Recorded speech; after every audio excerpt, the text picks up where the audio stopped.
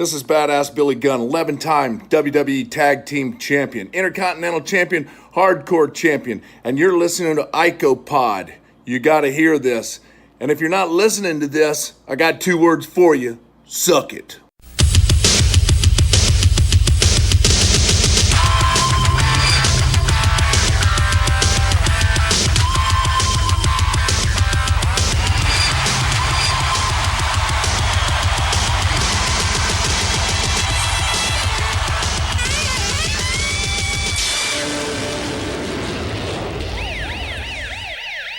And we're back with episode 68 of IcoPod. I'm Bob Collins Jr. Yes, I did count 27 pieces of Cheez-Its for a serving size today. And with me, as always, is Austin Skinner. What's going on, Austin? Bob, me and you and I are in the same boat, my friend. Counting chips is where we found ourselves in this life. But you know what, damn it? We're still eating the chips. That's right. And that's all that matters. I'll tell you, just doing this whole diet thing and really sticking to it is annoying as all hell. When I go to get my Cheez-Its, and usually I would just fill up a whole freaking bowl. Like, no problem. Wouldn't even think about it. And then when you look at the serving size and it says 27, and when you put 27 in there and you can still see the bottom of the bowl a little bit, that's when you know you've been overeating a lot of Cheez-Its over the years. Well, yeah, and so I have a weakness for like the wafer cookies. Oh, those are dangerous. Yeah, and like I would eat half a sleeve. Oh my God. Sitting. Yeah. The serving size is 4 cookies. Right. That's 1 row. 4 cookies out of the whole plastic. You know how hard it is for me to eat 4 of those cookies and then put them back in the cabinet? There's no way. It's fucking hard, man. That I was looking at like Vienna fingers because I love Vienna. Oh, fingers. yeah. Right. And I looked at the fucking calorie and it was like 240 or something. Right. Okay. Right. And then I looked at the serving size and it was 2 cookies. Mm-hmm. I'm like, I used to freaking devour an entire thing of Vienna fingers. Yeah. In like an hour. Right. You want to feel like a real piece of garbage? Next time you're at work, Bob, take a gander at the Oreo serving size and the calorie count that goes with it. Oh my God. I don't even want to know. Pretty sure serving size for Oreos is fucking 2 cookies. That can't even, it's not even possible. Like, who eats 2 cookies and then puts them back? Fucking nobody does that. Pretty sure that's the serving size. 2 cookies. There's no, no. So Oreos are the type of one where if you have like 1,700 calories to spare, like you're going to eat the entire thing of Oreos. Oh, yeah. Well, just in general, you eat half a row when you eat them. Yeah. You don't have like 2, 3. You eat half a row. So you eat Oreos 4 times out of that package. Right. Half row, half row, half row, half row, done. You don't eat fucking 2 Oreos. Did you ever get the like mega stuffed or whatever? No, I don't. See, I like the cookie more than the stuffing. I'm one of them guys. Okay. So, I don't know, man. Oh, I'm sorry. Here, I'm looking it up. Correction. 3 cookies is the serving size. Guess how many calories? That makes a huge difference. Guess how many calories are in each Oreo cookie? 380. No. Wait, each cookie? Oh, Each I was cookie. thinking. Well, chocolate, so sugar, 140. No, 53 53 per cookie. per cookie. But think of it this way. As we learned last week, an entire fruit roll-up is 50 calories. 1 Oreo is 50 calories. Oh, okay. I see what you're saying. So Right. So when it says when you do 3, it's about 150, 150, roughly. right. Yes. But you could have an entire snack for 50 calories or 1 fucking cookie. That's bullshit. That's insane. Yeah. So that's where we're at in life. People are probably sick of us talking about calorie counts because you're probably stuffing your face with Oreos right now as you listen to this and laughing with your mouth wide open Yeah, you're with living crumbs the good falling life. out. Yeah. Yeah, living the good life. So good for you. We're proud of you. We wish we could be doing the same. Unfortunately, in my case, I can't be. I know Bob right now is trying not to be either. So yeah, it's a bummer. It's a dedication thing though. Look at us. We have stayed. Do you want to know how many salads I've had in the last 2 days? Probably more than in your entire life. No, not in my entire life. Because back in high school, I did the same thing and I dropped a bunch of weight. Huh. But in the last 10 years, not today, but in the last 2 days, those little bags of salad that you can get at Walmart for $1.48. Yeah. I've had 4. Shit. I don't think I've ever seen you eat anything green. I know. So that's pretty surprising. Yeah, my body is like, what the hell is this? It's probably shitting itself. It probably is. I mean, pistachios are green.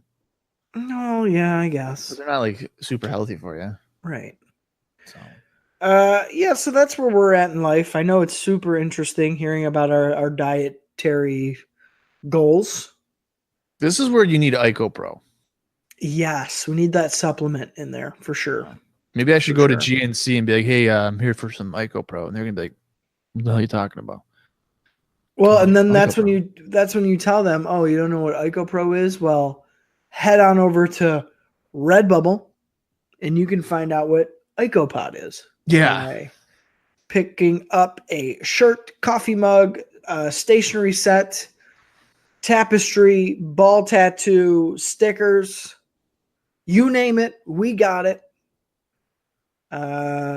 If you like us, if you like our stuff, maybe you'll like to buy our stuff. So head over there, take a look at it, buy it, don't buy it, get a ball tattoo, don't get a ball tattoo. Just live your life. Eat as many Oreos as you want and buy a shirt. And That's don't tell us that you bought one, because we can look at the purchase history.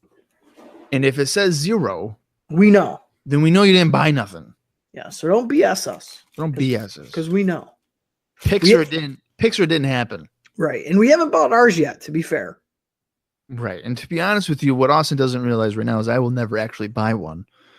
I will just conveniently, what I'm probably going to do is I'm going to have a white t-shirt. I'll get my magic marker out and I'll write IcoPod on it. And they're, yeah, dude, it came in. Yeah, man, it looks great.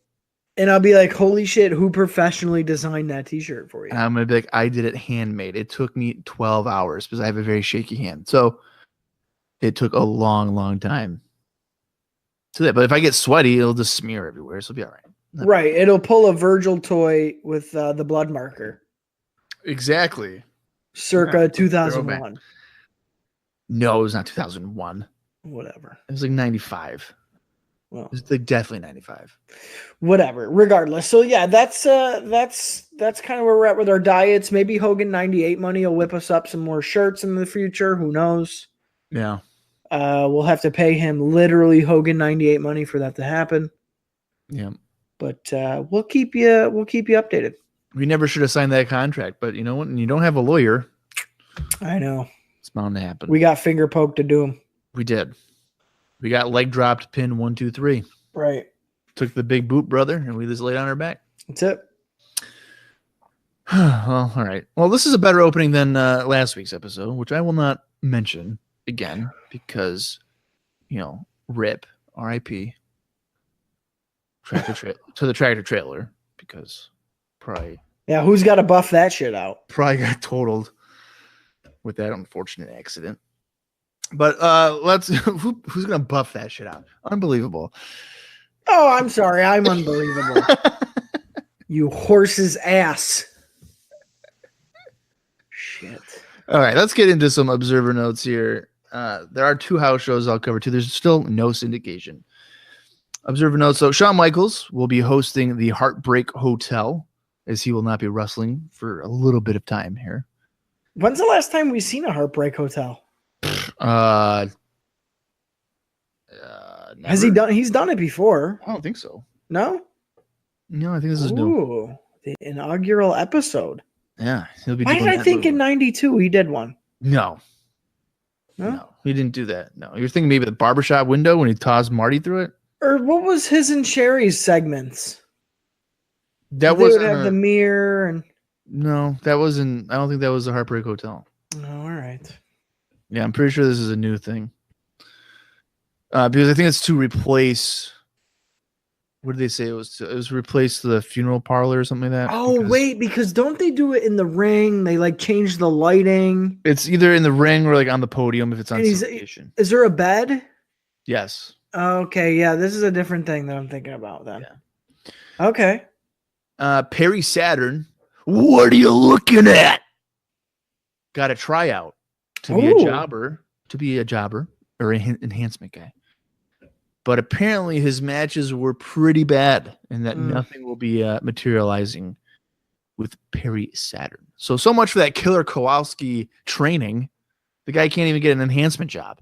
Ouch. I've always kind of secretly been a Perry Saturn fan. I like Perry. I dig it. I think he's vastly underrated. Yep. Even look-wise, like Perry Saturn had a great look. Mm-hmm. This guy, he's a guy that tore his ACL in like June of 97. Right. Fucking came back. Or before that. April of 97. Yeah. And then he's on Nitro by like August. Right. That doesn't happen. Right. That's insane. That he recovered like that. Comes back hotter than he was. Yeah. Yeah.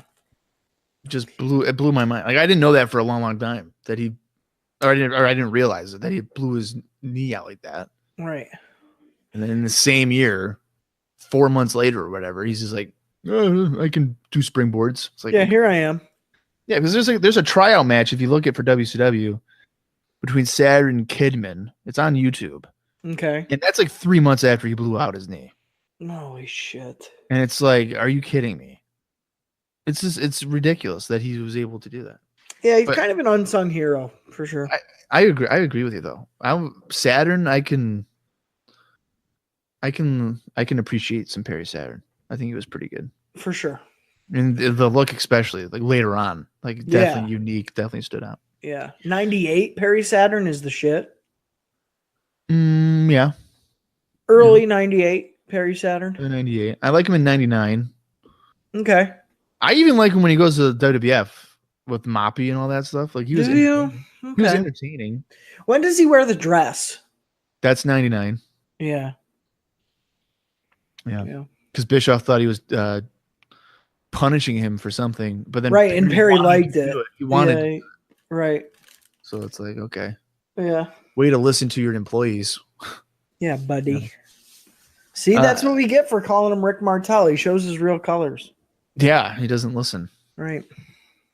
The March 21st edition of Raw, which was the night after WrestleMania, which was last week, got a 2.8 rating, which Dave says shouldn't be that disappointing or anything because it was going up against the Academy Awards. I'm surprised it was that high, to be honest. I am shocked. I mean, if people knew the card, like what they were going to get wrestling wise, there's no way. I would have gave it maybe like a 2.2. Yeah. 2.4. But maybe this is an example of it's the night after Mania. We want to see what happened. You know, that type of stuff. So definitely. The last bit of news here is the King of the Ring, the second annual King of the Ring, will be taking place on June 19th, which is our next pay-per-view. So do the math on that, folks. We're covering the March 28th episode of Raw. The next pay-per-view is not until June 19th. Yeah, we got some months ahead of us. Yeah, and that will be taking place in Baltimore, Maryland. Interesting. So we'll probably be busting out like 2 or 3 bonus episodes before we even get to King of the Ring. I guess. Probably. Our average is like 4 to 6 episodes before we do another bonus episode, and that one's going to be like 12 episodes before we get to it. Right. House show notes here. We got 2. The first one took place in England on March 25th, 1994, and it featured the following: Quang taking on Coco Beware in singles action. Earthquake met IRS. Diesel battled 1-2-3 Kid.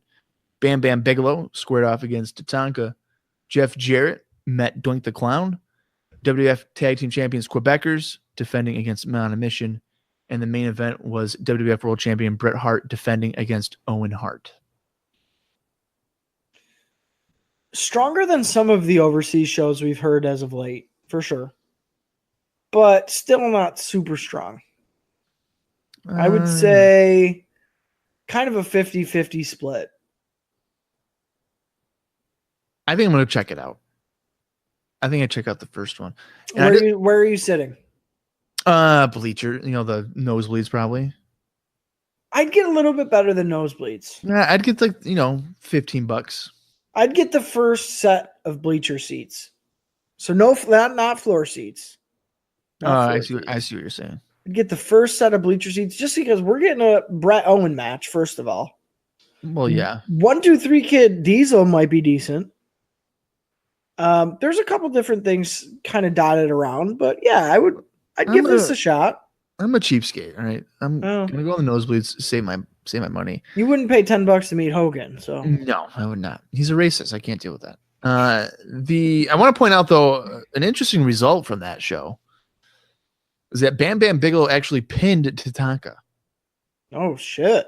So that would mark the third pinfall that we know of against Tatanka. You got Borga, Yoko, and now Bigelow here. Sure, it wasn't televised, so they would never mention it. But yeah. It definitely happened here. How about the Doink Jarrett matchup? I really hope that Jeff is not fighting Doink. That will be horrible. He better ask to get fired. Yeah, I mean, there was an angle, I feel like, in '93 that just would not die, and we just hated it. I can't remember it. Was it with Doink? No, I don't think so. I don't think so. know. It was they just kept on going to it, and it's like, for the love of God. That should be just a quick one and done TV match. I'm not. If you're bringing in Jeff Jarrett to feud with Doink the Clown, I mean, talk about just awful booking of management or talent, whatever you want to call it. I'm gonna go out on a limb here. All right. And what a departure this is for me to say this now compared to where I was 10 months ago. Uh-huh. If you are in a feud with Doink the Clown, moving forward, it's, to me, basically a kiss of death. Right. Like, you're in big trouble. You're either seen as like a nobody or a comedy heel act. Yes. And you know who I think is going to end up feuding with Doink the Clown? Adam Bomb. Yep. And guess who ain't gonna like a fucking lick of that? Yeah, that would be pretty sucky. Dude, that's what I'm thinking. And I don't want it to happen, but something tells me that, oh, you don't want this to happen? Well, guess what, buddy? It's fucking going to. Yeah. So yeah, that'd be a bummer. Yeah. Well, speaking of Adam Bomb, he was on the second house show, which took place in Germany on March 26th, 1994. Adam Bomb squared off against Rick Martel. WWF Women's Champion Alundra Blaze defended against Lalani Kai. Randy Savage squared off against Crush. WWF Intercontinental Champion Razor Ramon defended against Shawn Michaels. Sparky Plug battled Bastion and Booger. The Smoking Guns were in tag team action against the Headshrinkers.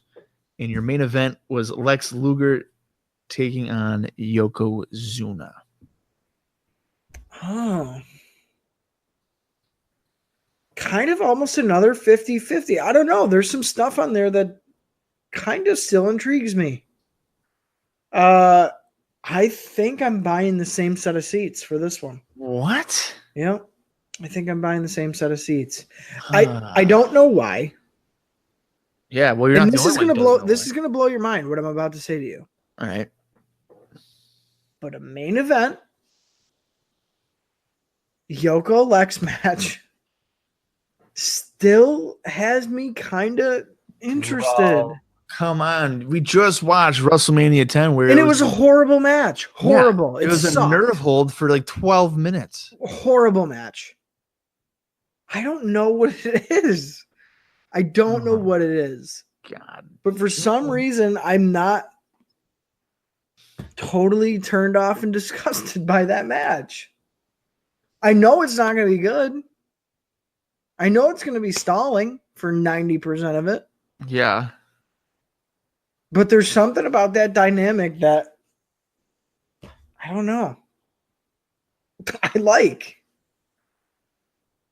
I don't know. I don't know what it is.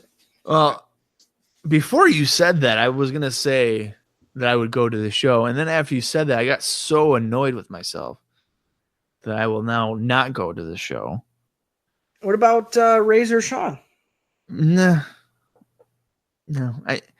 That might be their best match might be a ladder match. And if it's not a ladder match, then why am I going to go see it? Right, at this point, yeah.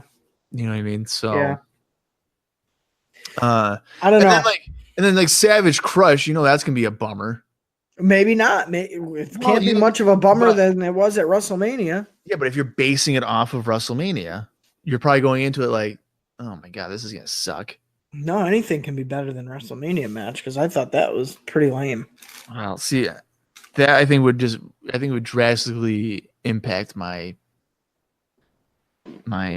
feelings towards the potential matches. Put it this way, I would have rather gotten a regular singles match compared to what they had at WrestleMania. Personally. Well, yeah. Yeah. The Falls Count Anywhere stuff is what killed it. Fucking horrible. Yeah, but I think, having seen it and You're then having it over be on the it. house show, right? Like I wouldn't actively go and like, oh yeah, hey, I'll totally check this out. Like this will be fun. Yeah. Like I don't think I would do that. I don't know. I think I'm a sucker. You are a sucker, so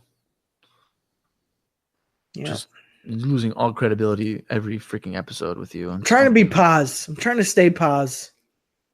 Well, you don't have to be delusional for being positive. There's I go to the first one. I wouldn't go to the second one. Austin, for whatever reason, is like, I'll go to both of them. I'm getting middle of the row seats for both shows. Yeah. See, that's why you're the exact reason why the WWE is still in business, because you would go to really shitty shows. Yeah, because I'm still watching now, right? You are. Yeah, okay. You're wearing Roman Reigns' shirt right now. You have a Drew McIntyre face mask on, and you have the War Raiders or Viking Experience, whatever, horns on your head right now. Don't forget about my No Way Jose wig that I'm wearing. Well, I forgot about that, but yes, you do. My Ultimate Warrior armbands that I threw on for this episode. Yes. So, yeah, I don't know what it is, but I'm not taking it back. No matter how much you try and convince me, I'm going to both shows. And there's nothing you can do about it, and that's all there is to it. Fine. Live with that regret. So I hope that they bring that here, bring that to you in Orlando, and you'll have to go watch it. So I would go. go. So sure, Randy Savage and Crush are both technically deceased. Not a big deal. Yokozuna. It'll be holograms. Yeah, Yokozuna. Yeah, he isn't around either. But for the most part, the majority of these guys and gals are still alive. We could make it work. Yeah. I would go. You're an embarrassment, but that's okay. Sorry that fucking Borga isn't in the main event, buddy. Don't you dare speak of the dead like that. Tatanka's not the fucking champ of the universe. He should be. Yeah. My Tatanka would still be my champion today. Tatanto. They'd be like, could you see it now, Michael Cole? Tonight, Tatanka in singles action against Seth Rollins. Can Seth Rollins end the 30-year Universal Championship reign of Tatanka? Imagine if it was Tatanka in the Austin 316 spot at WrestleMania 14. I love it. And Ross was just like, Tatanka. The overhand chop over the top rope. Yeah. The Tatanka era has begun. Hell yeah. Oh my God. Hell yeah. if you're ready for WrestleMania, give me a yee. Fuck yeah to that. And then the crowd's like the first night on Raw after winning the belt, the crowd's silent, and he's just like, "Hey, how are ya?" And they're all like, they all pop. "Whoa, we're doing great." Comes down to the ring in a fucking horse-drawn buggy. Yeah, that's his catchphrase. It's just, "Hey, how are ya?" I love it. I'm down. Jesus Christ, so bad. I'm ready.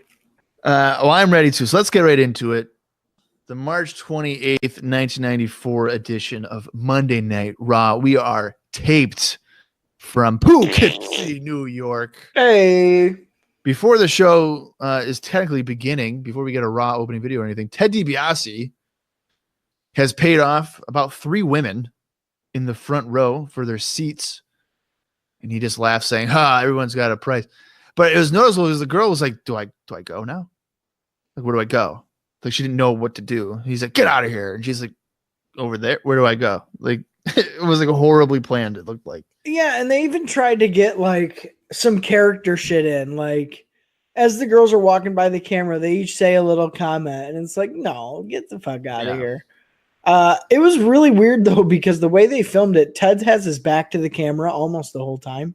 Yeah. And so he's counting out the money. He gives them each $100, which, mind you, if that's how much front row seats were at Raw in 94, people are getting ripped the fuck off. Because I ain't paying no $100 to see that shit.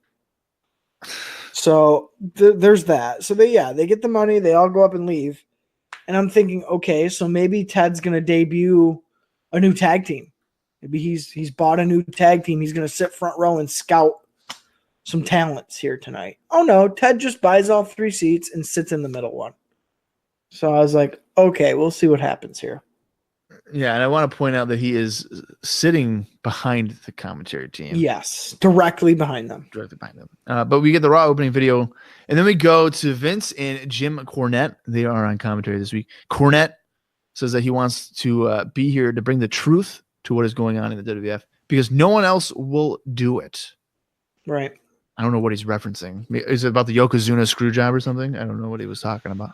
Yeah, that's the only thing I could think of. Maybe he's going to address the Perfect situation and be like, hey, Perfect's in my back pocket, or I don't know what to expect, but he kind of hyped it up pretty big. So, yeah, we go right into our first match, which is the featured match. This seems to be like a trend here on Raw's. The first match is always the match that kind of they want you to see. Yeah. Probably for ratings purposes and stuff like that. I guess. Lex Luger, made in America, a man of the people, taking on Rick the Model Martel. I don't like the new song, man. I appreciate Luger's theme now compared to what he had before. I don't know. And it's going to be definitely airing at the end of this episode. So you fans can be the judge of that. Or maybe if I really got fancy about it, I could, have it, silently playing right now as we're talking about it. You ain't going to do that. I could. No. I could do that. Nope. In fact, hey, Bob, go do it. Fuck off, Austin. Yeah, you listen. Do you hear that? Yeah, it's not playing. Dun, bum, bum, bum, bum, bum. Bum bum bum bum bum bum bum bum bum bum bum bum bum bum bum bum. All right, we get it. That's all it is. Yeah, I don't like it. It's just that beat over and over again. Like Yes.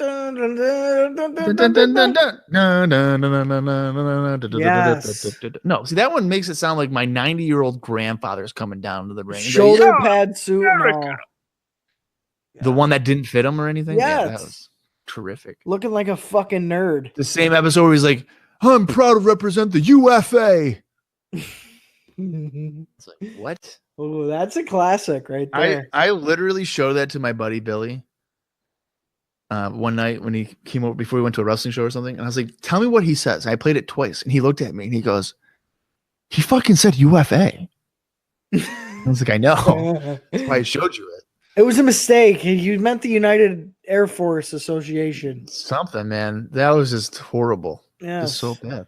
Well, speaking of horrible, let's get right into this. Martel doesn't get an entrance, so that usually is not a good sign. It pretty much tells you where he's at on the booking team sheet. Yeah.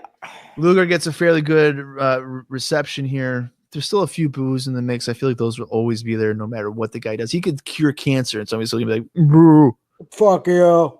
You should have done it. You should have got it earlier. Luger blocks right hands and goes to hit Martel, but Martel runs away and hides underneath the top rope. Martel works on Luger in the corner with right hands and knees to the midsection. Luger fights back with right hands and several clotheslines that causes Martel to roll to the floor. Of course, as I noted before, DiBiase is right behind Cornette and McMahon, counting his money in the front row. So he's not even watching the matches. Nah. He's just counting his money. Makes you really feel like you should be there. You should just pull out your wallet and just count your money. Why not? It's better than what you're watching in the ring. Luger continues to work on Martel with a side headlock. Luger slingshots Martel from the apron back into the ring and locks in another side headlock. It's like it's WrestleMania 10 all over again. Luger with an atomic drop and clothesline that sends Martel to the floor. Martel drags Luger to the floor as we go to a commercial. Luger rams Martel face first into the apron and then sends Martel back into the ring. Luger runs into a high knee in the corner and is clotheslined by Martel. Luger fights out of a chinlock by ramming Martel back first into the corner. Martel leaps off the top looking for an axe handle, but Luger nails Martel in the midsection. Martel avoids a dropkick by Luger to regain control. Luger fights back with a vertical suplex, but Martel recovers quickly to work on Luger's back briefly. Luger with a backdrop, and Luger is all fired up. He hits a power slam and he locks in the torture rack, which forces Martel to submit. And of course, after the match, Luger celebrates the victory. Couple things here for this one really quick. Most of it commentary notes because Jim was on fire to start the night off here. I was really looking forward to him being on commentary again, I'll be honest with you. Jim talks about basically, first of all, I have to make note here because Lex is still getting a decent reaction, even though at this point he's basically a proven loser. Like it's proven that he will blow it at the most important times. So I don't understand at this point how he's getting the reaction he's still getting, but nonetheless, I digress. Jim talks about Lex getting beaten by Yoko easily, and that, Jim calls Lex Luger a hothead, typical American. And he says that Perfect was just a ref doing his job. Lex being a hothead caused him the match, costed him the match when he shoved an official. And that's really what we saw at WrestleMania. So Jim making some decent points here. Again, kind of making Lex look a little stupid after all the fighting he did to get to that position and then losing his cool so quickly. I don't know. I don't know if they should be continually pointing that out because not only is Lex a loser, but he seems to be an idiot at this point. Wow. Do you agree? Well, it's not. I mean, it's no secret that I think he's a moron. He's an absolute dope. And they've really not helped him to not come across as. They've made it worse. Yeah. Vince again this week makes reference to the president look-alike, saying that the real one was still in the Northeast after WrestleMania during his visit. So they make mention of, hey, it was the real Bill Clinton at WrestleMania. And I'm like, yeah, Vince, I know. I told Bob. He fucking doesn't believe me. So I wanted to point that out again. What else did we have here worth mentioning? It was so basic and boring. Martel, I think, can out-boring Lex Luger to the best of them. And that's what we got here is just a boring old match. A lot of rest holds, a lot of side headlocks on the floor, chin locks. Yeah, it's rest holds and punches. Yeah. That's pretty much all we get until the finish. They went 9 minutes and really nothing of major importance happened. Yeah, it was just a lot of filler. It was a lot of fluff. So whatever, here we go into the finish, and Vince is real hyped up, and he says, somehow, some way, Lex Luger will reach his final destination here in the WWF, meaning he will make it to the WWF Championship. We get a seal graphic that is slammed onto the screen marked Lex Luger made in the USA, which was just as corny as you can get. It's like the stamp of approval, Lex Luger. Fucking little graphic here. Again, they're trying to get fancy with these graphics, so I'm into it, but really, like, we just didn't need that. I thought it was kind of lame. Maybe Vince is just cashing in on the WrestleMania check. Like, let's get new lighting. Let's do some graphics. Let's plug in some replays. I just made some fucking dough. Like, I don't know. Maybe that's what it is. But they're definitely trying some shit here. I was trying some shit here in the fact that I was trying not to really pay attention too much to this match. Yeah, I didn't like it at all. No. But again, I don't like either one of the guys competing in it. So, well, the whole thing is like, okay, if it's an enhancement match, right, with a guy like Martel, Lex should come out looking better, and he didn't. Well, he shouldn't be going 9 minutes. No. You know? Yeah. Cut it in half. At least. At least. What do you do? Like, because you're not going to try to elevate Martel. Absolutely not. Give me a break. Absolutely not. And there's no reason why the guy who just fought for the WWF Championship has to go 9 minutes with Rick Martel. Right. There's no reason for that. Yeah. Just not thought through here very well. No. That was written down on a piece of paper and said, make it work. That's what it felt like. Yeah. Kill time. That's all it is. Kill the crowd. Great. Yeah. They did a great job. Yeah. We go into stills from WrestleMania 10 where Mr. Perfect screwed Lex Luger out of the WWF World Championship. Of course, Razor Ramon retaining the WWF Intercontinental Championship in a ladder match against Shawn Michaels, and Bret Hart regaining the WWF World Championship from Yokozuna are all highlighted in the stills. We go backstage where Owen Hart is just hanging out, lifting some weights, getting ready for an upcoming contest. And he says that he's ready to beat anyone now that he's beaten Bret. Yeah, he's like laying on his back on this bench, fucking lifting dumbbells. And he's doing it for a solid couple of seconds. And all I could like see is his fucking balls. Like the angle that they're at are basically between Owen's legs. And his tight little tights are just snugged right up on his sack. And like, is that what they want us to look at? Well, it would go great on his ball sack. An Ico pod tattoo. Exactly. Yeah. Well, I think that's what was on there. That's why they were so swelled up. There you go. But yeah, that's all I could kind of focus on. But this was cool to show Owen like in his element. Like, hey, I'm fucking breaking necks and cashing checks, buddy. What are you, chronic? Yeah. Chronic. So yeah, that must mean Owen must be next. Am I right, Bob? Maybe. Because first we get a video promoting the 10-man tag team match that was supposed to happen at WrestleMania 10, but got cut for time. That will be happening next week on Raw. Nothing says fuck you like we cut your match at WrestleMania, have it on Raw.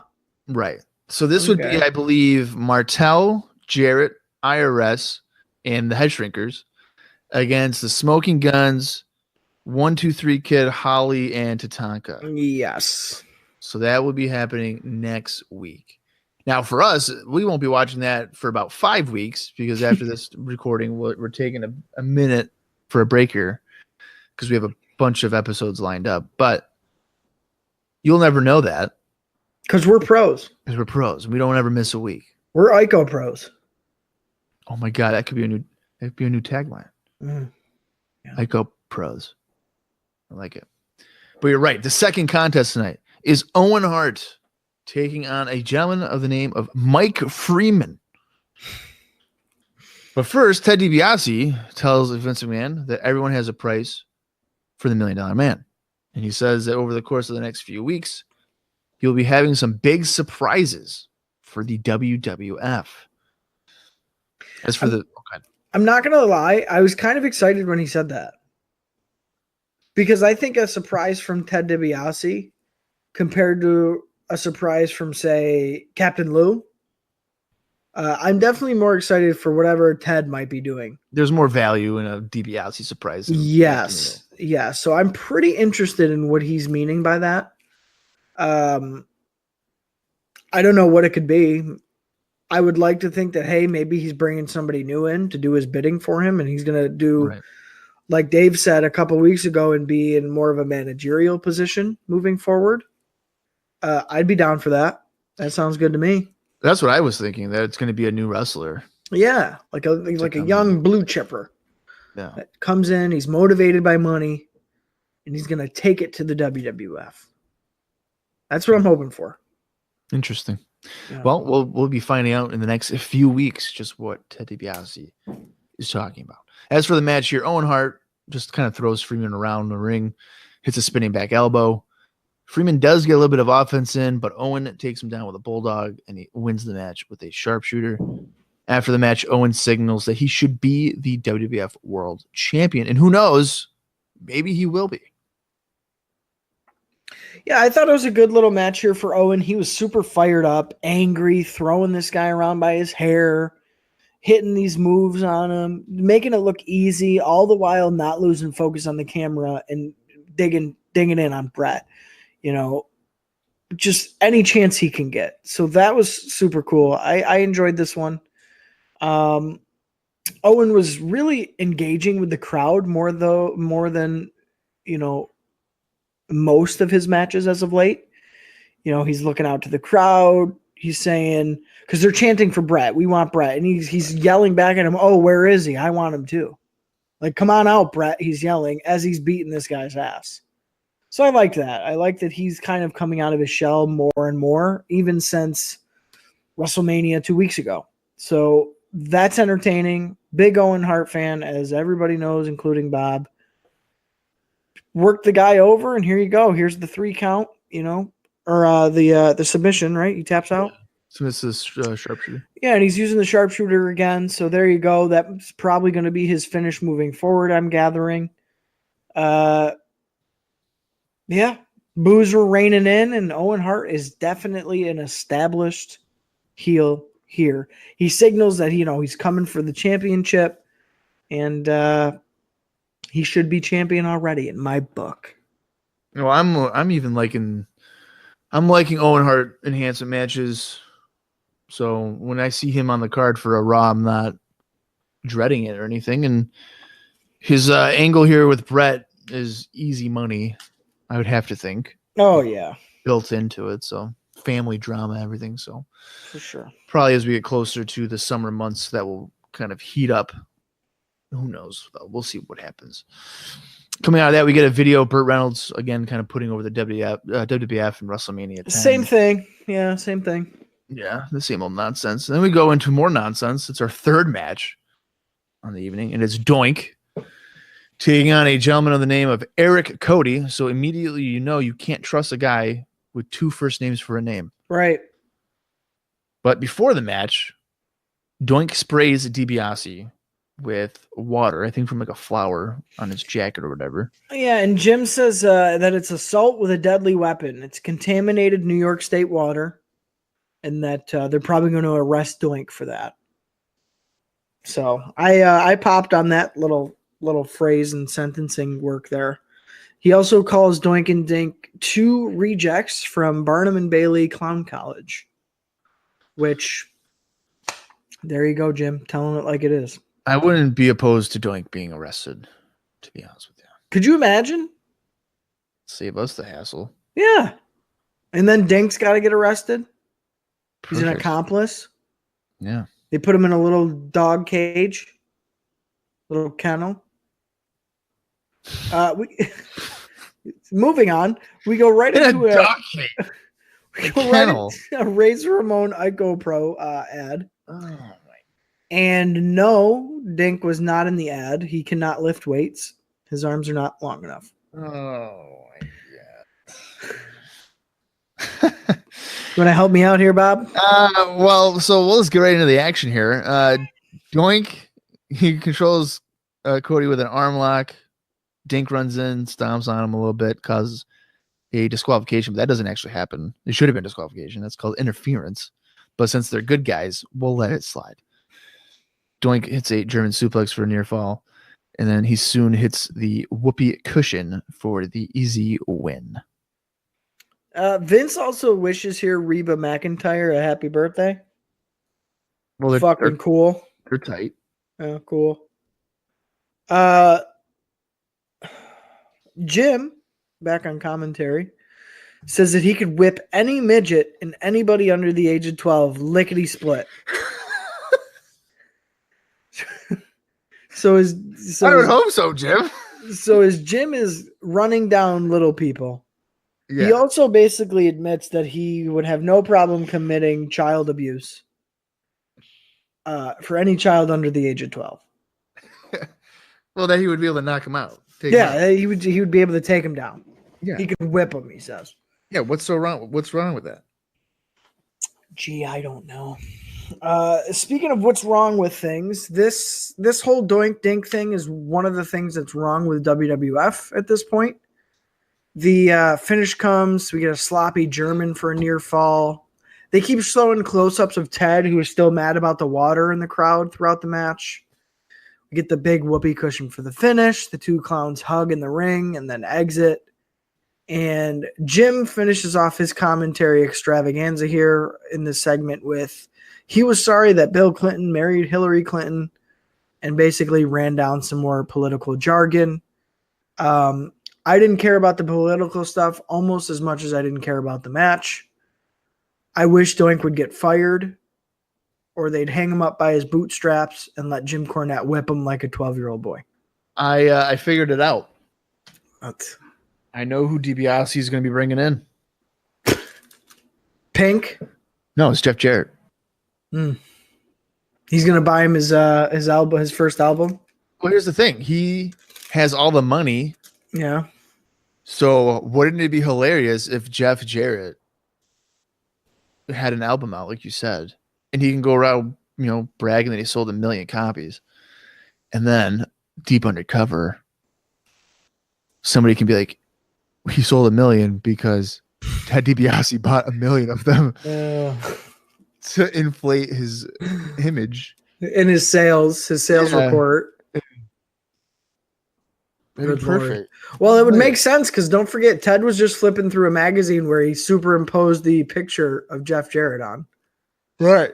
So there you go. There's the backstory. Bob just figured it out. Yeah. Well, and I thought about that too because Jarrett is fighting Doink on the house shows. Right. This interaction alone could make you think that he's going to be feuding with Doink, of all people, to start off. I would be down for a Jarrett DiBiase pairing. I think that could be fun. Well, because like you said, just think, he's the money guy behind the marketing for Jeff Jarrett. Yeah. Like, Jeff didn't have any of these opportunities before Ted comes along. He's buying him fucking TV spots and getting him into the, whatever, the Grammys. He's getting him in. That would be pretty funny. That would be pretty good. I think I would enjoy that. But I certainly did not enjoy Doink's wrestling here. Absolutely fucking not. We get some more stills from WrestleMania 10. Nothing really new coming out of that. We go back to the arena where Jim Cornette is in the ring, and he introduces the WWF World Tag Team Champions, the Quebecers, and Johnny Polo for an interview. Polo is very proud of the Quebecers. And very shortly here, Lou Albano comes out, wanting to know if the Quebecers accept his challenge from last week. Captain Lou heads backstage after they are told, yeah, of course, not a big deal. We'll take on whoever. So Captain Lou goes down the aisle a little bit, and then we see a couple of guys coming through the curtain, and it is revealed to be the Head Shrinkers. That's right, Samu and Fatu with Afa, and they come down to the ring. Johnny Polo says, well, we didn't mean those guys. We meant all the other guys. We meant like the Smoking Guns. We meant Men on a Mission. We meant all these other guys. Which these basically, mind you, that shit's on all those tag teams. Literally, you're putting them down. Yeah. Hardcore. Like, whatever. Yeah, he says, these guys are tough. We didn't mean these guys. This isn't fair. Jacques believes that they were good friends with the Head Shrinkers, and Albano's like, no, you're not. We're coming for the gold. You signed the contract. They're gonna beat you for the belts. So it would appear that the Quebecers and Head Shrinkers are our new tag team feud. coming out of WrestleMania 10. What did you think of this segment, and what do you think about the Head Shrinkers apparently turning babyface? I don't like it. I don't like the pairing of Captain Lou with the Head Shrinkers and Alpha.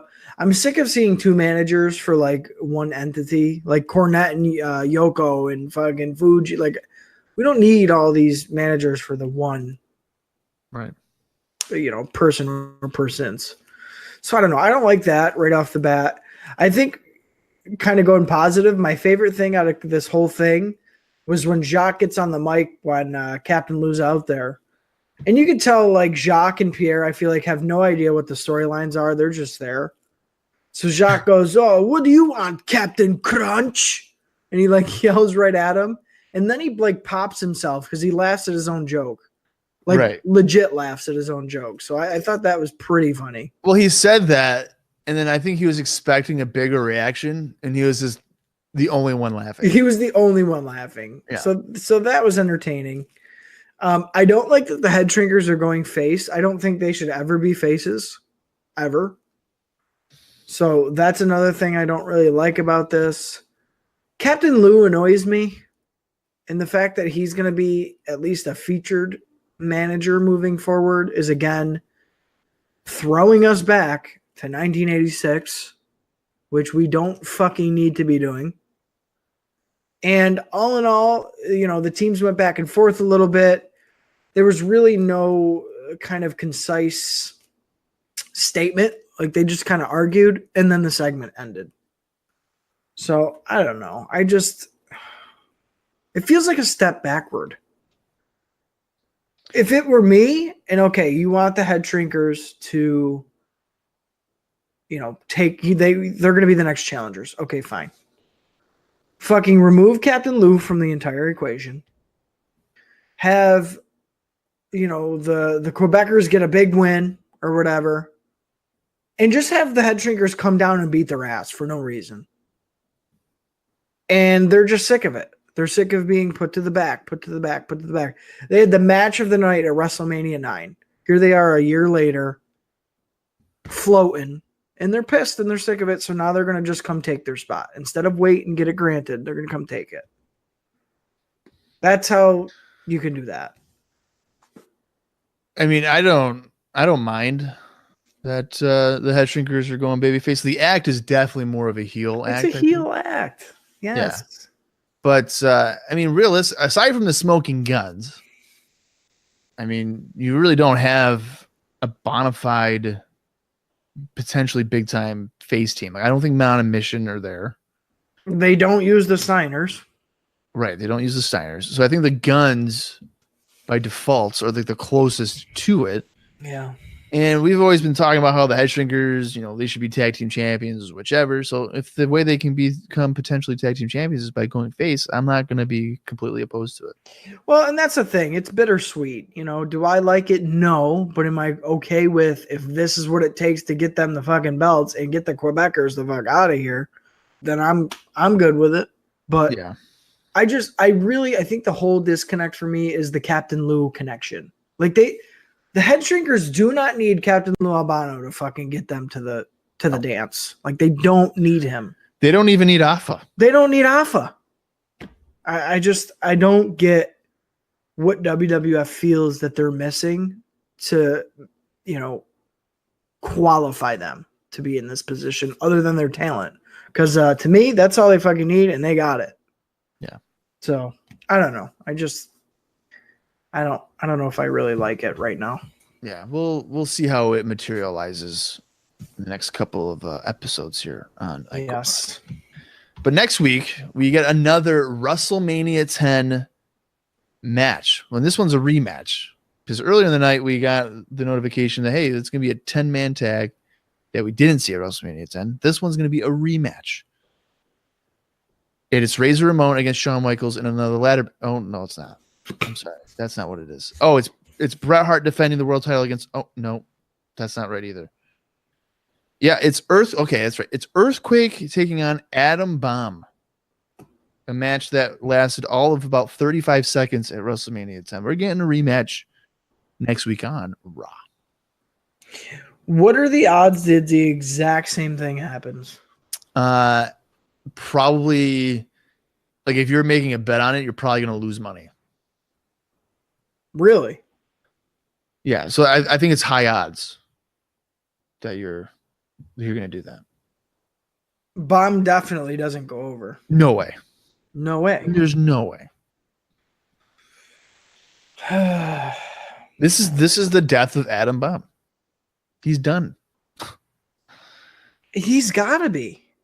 If he loses next week, I mean, how do you come back from losing against Earthquake? I was just going to say against Earthquake, but I mean, come on. Well, I was just going to say, so if he loses next week, where do you fucking go? Where do you go? You got to turn him. You got to change gimmicks. Yeah, you can't be a heel for Off sure. TV, gimmick change, repackage. Yeah. It's just you literally at that point you can't do anything. I can't think of any way to make it work after that. No. Guy loses 30 seconds at WrestleMania, barely gets promoted the last couple of months, does jobs. Like, what the fuck, man? So shitty. It's like your favorite dessert. And then you get on a diet like me and Bob, and you can only have a sliver of that. And then the rest of the cake that you fucking love, they're throwing it in the garbage. Like nobody's eating it. Yeah, that would suck. Yeah. That's what it feels like. We got a sliver in the beginning, and it was so good, and we loved it. But they've just tipped the plate into the garbage slower and slower. And now Earthquake is coming. He's fucking slammed the lid down on the garbage can and said, nope, fuck you. You ain't getting this. Yeah. It sucks. It sucks. I want this dude the fucking IC champ. He should be. Just wrecking people. Throwing them around. Fucking sidewalk slam, big boot in their jaw. Fucking killing them. Atom Smasher pin. I don't know, man. We can't even get something as simple as that. It's got to be so complicated. I think Adam Bomb could have been Goldberg before Goldberg. Well, you know what's funny is that he was Goldberg while Goldberg was going on because he was also Wrath. Well, right. You know, so. That was the potential, though. Like, I feel like they could have done that, and they didn't. Yeah. Give this guy an undefeated streak. Have him fucking killing people. Yeah. Get him over huge. He's got the look. He's got the size. He's believable. Yeah. He could get better in the ring. I don't know, man. I don't get it. It blows my mind that a guy like that, who looks like that, loses to Earthquake, who we haven't seen in over a year. Yeah. I don't know. If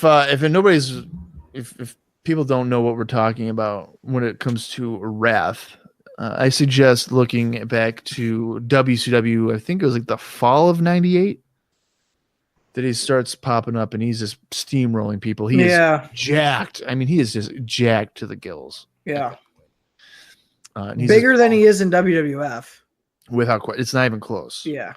Not even close. He's bigger than and what like he was. Leaner. He's like shredded. It's gross. Like he definitely was enhancing himself. Yes. Even comparative to '97 when he was in WCW teaming with Mortis. Right. Within a year, this guy is shredded. Drastically. Yeah. So, and he had a pretty popular move, the Meltdown, that was going down at the time. And just gassed the gills, had a lot of momentum. Of course, that momentum shattered when Kevin Nash beat him in about 4 minutes on a Nitro. But no one's holding on to grudges from something that was about 20 some odd years ago. Yeah. Let's continue on. For the fourth match of the evening, it's 1-2-3 Kid taking on the Black Phantom. Early on, Phantom takes Kid down with a hip toss, but his offense doesn't last all that long. Kid with several kicks to knock Phantom down. Kid, however, misses a drop kick, but is able to quickly recover and hits a spinning heel kick for a near fall. And then he hits a running drop kick in the corner and connects with a spinning crossbody off the top to win the match. Another couple of things here, not actually related. It looks like Kid is sporting a rip-off like Harley Davidson logo on the front of his tights. He's got a new set of tights here. Probably that he was going to debut at WrestleMania, but didn't get the fucking chance to. Also classic. here, the best, nothing but the best. Also here, Jim called 1-2-3 Kid all teeth. So he's like making fun of his teeth here and says that he couldn't get a date on a tombstone, which I thought was a pretty good fucking line from Jim Cornette. That's funny. We get a lot of basic stuff here, though, from Kid. All stuff we've seen before. He's hitting wheel kicks. He hits the moonsault off the top for the finish. It was an impressive showing. Kid looks a little bit more polished. Kind of seems to be more confident in the ring, which is kind of cool to see. And I'm looking forward to what 1-2-3 Kid has to offer in 1994, especially compared to 93. It was a little bit of a mixed bag. Again, he starts off as an enhancement guy, has kind of a funny look, kind of a nerd. I think 1994 1-2-3 Kid is kind of going to be into the cool crowd, like kind of a cool dude. So we'll see how that turns out. But I am looking forward to him as well. 1-2-3 Kid's a guy that I want to see. Yes. Just for his, aerial and I want to see him succeed. I don't want to just see him featured and he's on the car. Like I want to see him succeed. Well, he's a good underdog act. Yes. Yeah. You buy into him getting his ass kicked, and then his offense with his kicks and stuff is believable still. So it's right.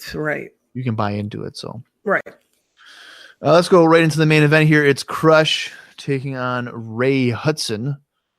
Early on, Crush hits a standing savant kick to get the control, and he follows up with various chops throughout the match before hitting a gorilla press slam and a leg drop to finish off Mr. Ray Hudson.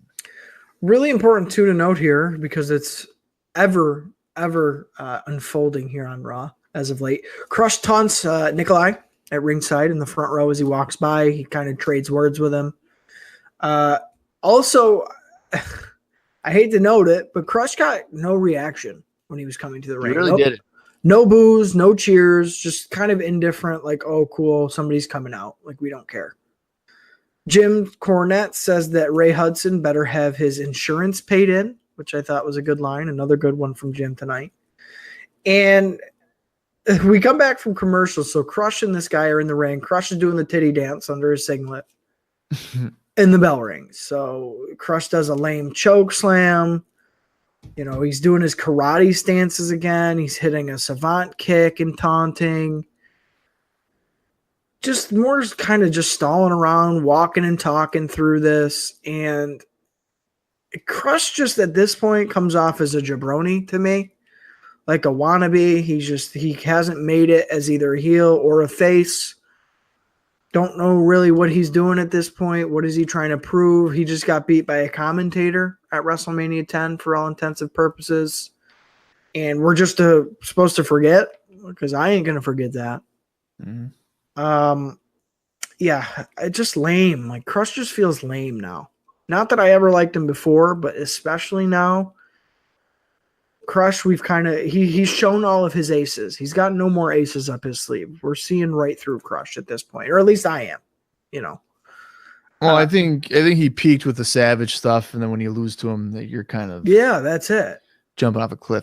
But it's kind of funny, like all these big guys, Adam Bomb, Crush, like they're all nothing. Well, and it's crazy because they all come in with a fucking hurricane of momentum. Right? You're like, oh my god, this is gonna be it. This is the next guy. This is the next Yoko for them. And one by one, they have fallen miles and miles and miles down from where they start. And you can go down the list and name each one almost with a 99% success rate. They've all fallen, like you said, off a fucking cliff. And it sucks because there's potential there for all of them. And we're not getting it. We're not getting it. And maybe that's because Yoko's kind of got that spot on lock. Maybe once he starts falling by the wayside a little bit following this WrestleMania, we'll see somebody new kind of rise up and finally get that sustained push. But as of right now, man, that's just not happening. And it hasn't happened since we started watching for IcoPod. Maybe it's the changing of the guard. It's all small guys. Because even Yokozuna now is like, where is he gonna go? Yeah, he's falling by the wayside too. And you got to think, okay, who's going to be your main heel following that? Owen Hart. Right. That ain't a monster heel. No. You know. So I think there's merit in what you're saying, and it's a bummer because just like the 80s were a bad time for guys like Tiger Mask, Dynamite Kid, all these guys trying to break into the WWF. The shoe's on the other foot now. If you're a big guy, if you're Bam Bam, if you're fucking Adam Bomb, if you're Mr. Hughes, if you're Yoko, you're almost kind of in the same position. We're moving towards more athletic, smaller guys who can do way more in the ring, you know, maybe even show more personality instead of just a straight up gimmick, you know, terrible foreign heel or whatever, what have you, bodyguard. Yeah, I think that's a good point to bring up. Although I would say there is an exception to that in Diesel. You know, sure. He's a big guy that I do see a future for. But who knows? That could be just the same as Adam Bomb. We saw a future for him, and look where he's ended up in less than a year. Right. So I don't know. It's hard to say, but I think that's a good point. I think they are moving in that direction, a smaller direction. We're going to see smaller WWF champions moving forward. Because I don't think, firstly, Yoko's probably going to ever win it again. I don't foresee that happening. But yeah, it's just really weird. It's definitely, I think you put it best, maybe a changing of the guard here. That's what I think. Yeah. Going back to the match here and just some more Jim Cornette gems. He brings up his body weight, and Vince makes reference to Jim's body, saying, you know, when are you going to go on a diet? Jim said, not only is he a sex symbol, he's the whole drum set, which again is a fucking Bobby Heenan level line. Crush hits the military press slam. As Bob says, we go right into the finish here. It's just, I know he lost, and I don't care. I don't care. He lost at WrestleMania, so I don't care about him. And they're trying to make me care, and I don't care. At least right now, I don't care. Where do you think Bob Crush goes from here? Man, I could see Crush and Yoko teaming up just because they're both affiliated and they don't really have anything going on. So it's like a tag team role? Yeah.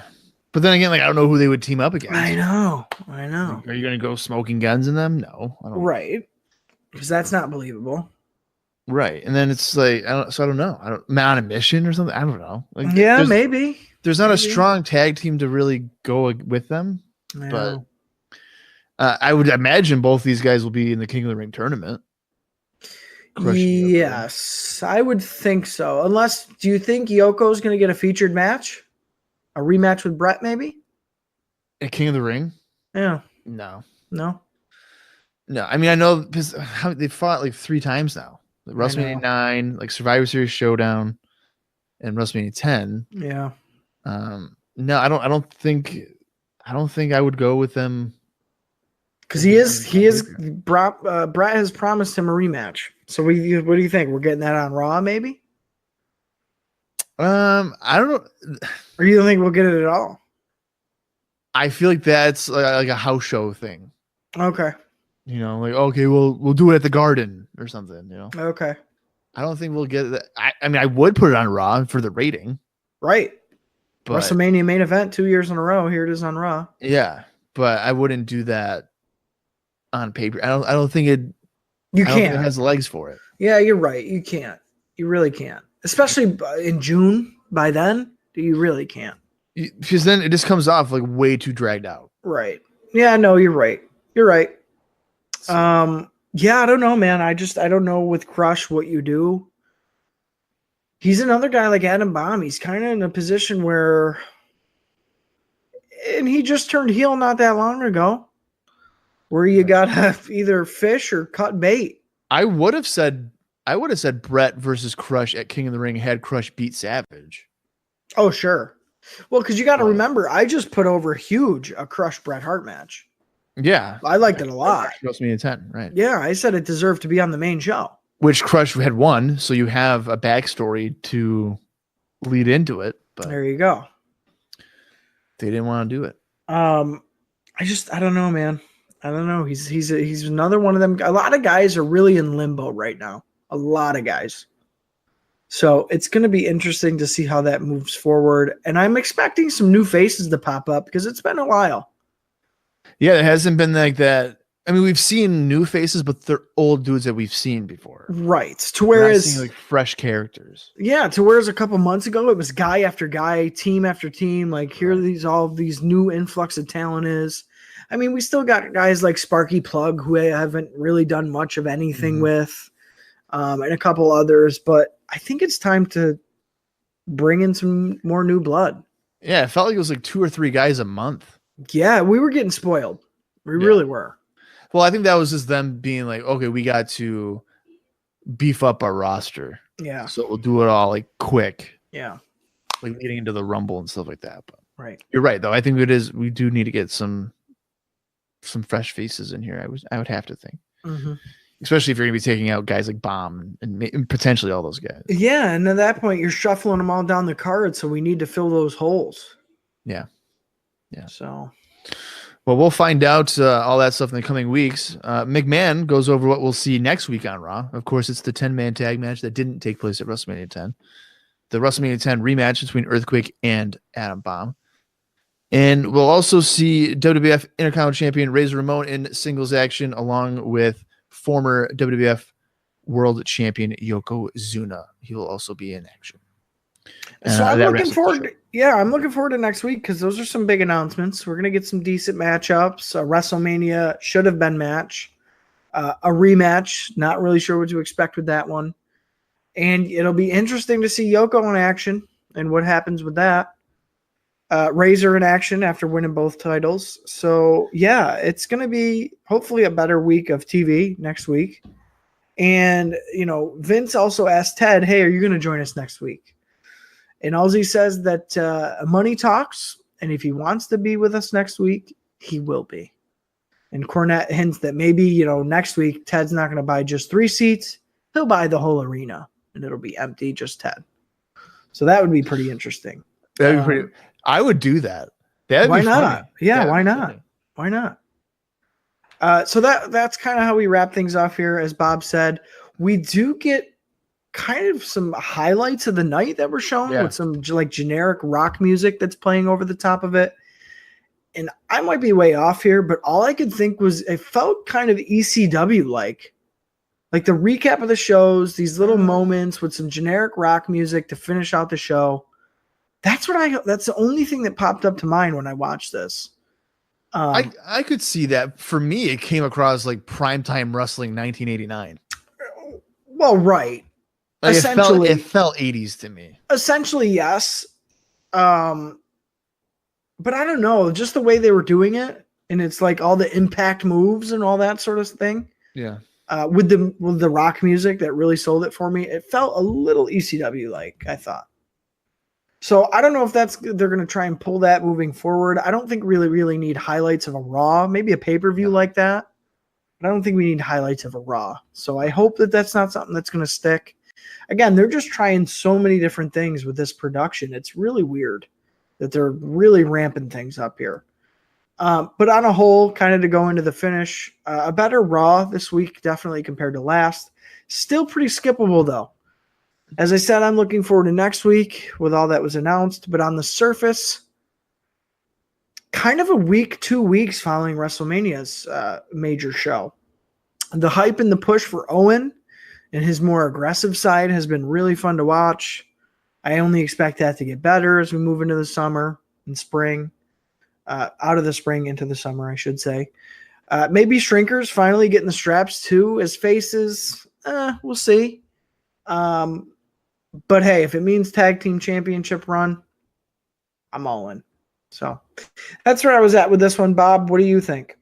Well, the last 2 episodes have been quite bland. Huge disappointments coming out of WrestleMania 10. Yep. For myself, I'm not completely against the head shrinkers as faces. I'm not completely for it. I'll have to see how that plays out the next couple of weeks before I can really be like, all right, I can dig into it. I think really with that, I just have a tough time seeing Samu as being likable. Fatu could be because I think he has like a personality to him. I But don't Samu, know. I don't know. Well, the thing is, they're like just their facials and their demeanor. Like, I don't know how you like a little kid, for example. How do you have a little kid cheer for those guys? Yeah. Unless you turn him into half comedy. I don't know. Well, I wouldn't want that. I know, and I don't know any other way to have these scary like Islanders be faces unless they just do really well in the ring like they have been and not cheat as much. Like, I don't know. Yeah. It's weird. It's a weird fit. Yeah. In my opinion. Yeah, I don't know. I'll have to see in the next couple of weeks how that works out. Yeah. But next week, kind of. I mean, but Ramon and Yoko being on there too. Some strong potential enhancement matches there. Yeah, for sure. So yeah, I'm intrigued for next week to see how that goes. I agree, and it's funny that you bring up the Yoko enhancement match possibly that we might be getting, because if I think back to some of the best enhancement matches we've seen on Raw, Yokozuna's in a lot of those where he's literally just running the guy over. Just in grand fashion. Yeah, didn't he do that to like Coco in like the first episode? Yeah, it was. I don't. Was it the first episode? Coco Beware. It's definitely one of the first. It's the first or second. Yeah. I think it's the first. Yeah. Well, whatever it is. Yeah, that one was good. There's a lot of enhancement guys that he fucking kills. Yep. So we'll see what happens with that because it has the potential to be pretty entertaining. Yeah, there's a whole lot of things that we have question marks on, and we don't even know how we feel about it yet. So right. That's kind of intriguing to know that. Could you ever buy? Not to cut you off. Could you ever buy Yoko as a main event WWF champion again at this point? It's a really good question. I think I could. Like, you could rebuild him again. Like, if you were to give him 8 months, if you were to give him 8 months of just pure dominance again, and he like beats Luger on a pay-per-view or something, and he has to beat Luger. Pin him 1, 2, 3, no problem. Even pin a guy like Razor Ramon in like a non-title match or something to build him into that caliber again. I could see that. What I think they're going to do is kind of make him more into like a heel attraction, similar to what Taker is a face side. Oh, okay. That's what I see it as being. Okay. Or what they might be trying to do. Yeah, I don't know, just man. His sheer size alone should make it seem as if, this guy could definitely, with the proper rebooking and presentation, be a world champion again. I could see it. Like the threat is there, but he's not chasing it, is what you're saying. No, I'm saying, okay, so right now it's Brett and Owen, right? That's the clear feud or whatever. So that's going to be going on for a while, and I think they're going small, probably for the year. Yeah, I mean, realistically. Yeah, well, because I expect Brett and Owen to carry on throughout the next couple of months, maybe even the next couple of pay-per-views. Well, right. So let's say they drag out Brett Owen through the end of the year to Survivor Series. They have like a Brett team, Owen team, whatever. Yeah. I think if they were to go back to a big guy, it's not going to be Yoko. I think they'd go Diesel, and I could see like Diesel winning the 1995 Royal Rumble and it being Diesel Brett at Mania 11 at this point. Yeah, and see, that's kind of where I'm at with it. I feel like they've kind of decided that Yokozuna's time has passed him by. I don't know if they're going to put any more effort into him. Right. I don't foresee that. And I think that is probably okay because Yoko's done quite a bit in the 2 years. The whole Hogan thing that hurt him from the jump. Oh yeah. That really, really hurt him. Yeah. But I think he could be presented like what you just mentioned, like as a threat Like Brett has to remember that Yoko's still there. Like he could beat him or whatever. True. But I don't think I would ever put the belt back on him. I think he could be presented as a viable threat, throughout the rest of the however long he's there for.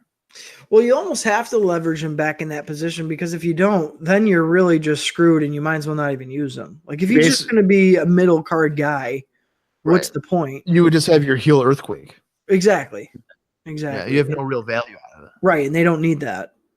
Yeah, I don't know, man. It's just a shame. Then again, maybe I'm being selfish because, like you said, we've gotten quite a bit of Yokozuna over the last 2 years.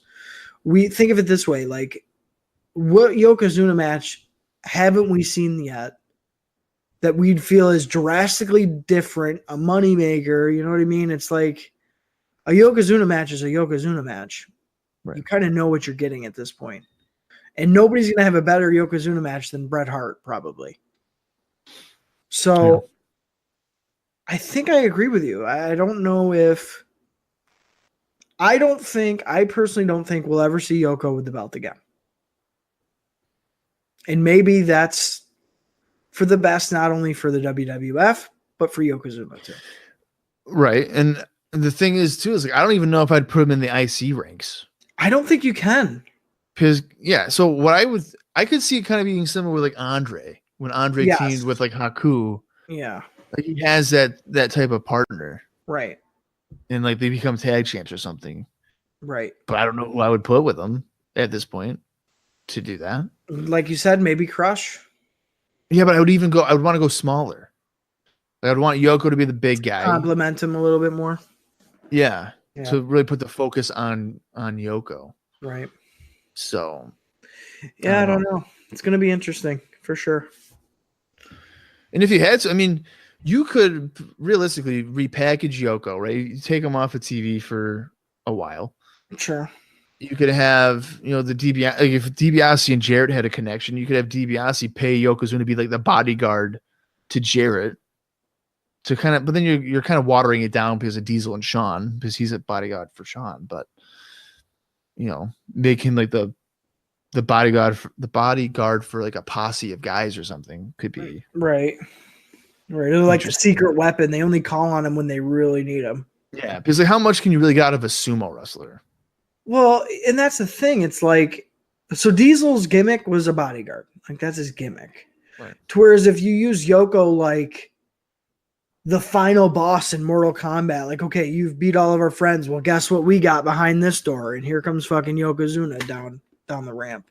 I think something like that could work where Ted's kind of got him in his back pocket. It's not a guy you're going to see at ringside all the time, like for his other teammates or whatever. It's a very special, like, we've been saving this one for you, you son of a bitch. Try and get through this. And Yoko comes out. I think something like that could work. And still kind of keep Yoko special. Yeah. But no, as far as like an IC run, like you can't do that. Tag, you really have to make something work. You really have to have a good jelly to his peanut butter sort of thing, for lack of a better term. Mm-hmm. But WWF run, title wise, probably absolutely not. And if you do, he's going to need a while. He's going to need some time. Yeah, he's got to get built back up. Right. All right. Well, you got anything else for episode 68? I think we can put this one in the bag. All right. Well, before we do that, like I mentioned, we're going to be on a break here for most of May. And then recording is really just going to be back to Raws and stuff. We will be doing WrestleFest 94 during this little vacation time. Yeah. Recording.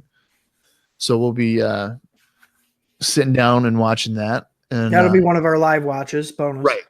Bonus episode. I know Mike Campbell has stated he wants to be part of one, so we might maybe watch like Super Brawl 4 with him or something.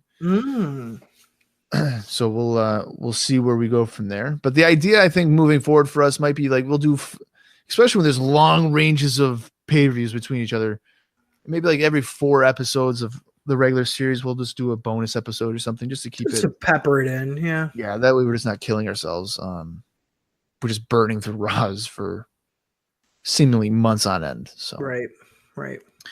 But if that's everything, I think we can wrap this sucker up and enjoy a month off. Although, again, you guys would never know it. Yeah, we'll hear you. You'll hear us next week. Exactly. Like this little time warp. And we were never gone. Right. For Austin Skinner, I'm Bob Conley Jr., and this has been another episode of IcoPod. You got to hear it.